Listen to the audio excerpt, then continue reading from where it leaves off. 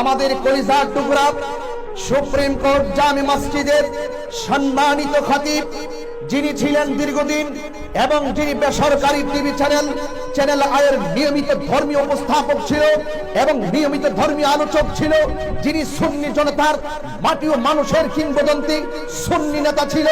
সেই মানুষটা এমন একজন ব্যক্তি ছিল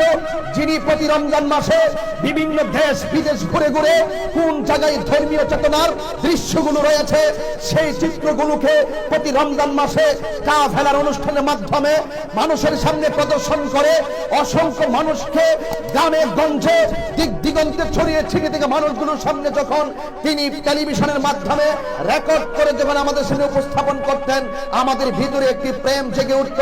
সেই মানুষটা যখন সুন্নিয়তের খেদমতগুলো কৌশলগতভাবে করতে করতে চূড়ান্ত পর্যায়ে চলে গিয়েছিল, সেই মুহূর্তেই একদল ঘাতকের দল ঘরের ভিতরে প্রবেশ করে তার হাত পা বেঁধে গলায় ছুরি চালিয়ে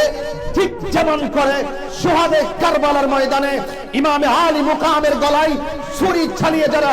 ইমামে আলী মুকামকে শহীদ করেছিল, ঠিক এই কায়দায় আমাদের আল্লামা শেখ নুরুল ইসলাম ফারুকীকে তারা ঘরের ভিতরে প্রবেশ করে তারা হত্যা করে শহীদ করে দিয়েছিল। কথা বলেন ঠিক কিনা বলেন?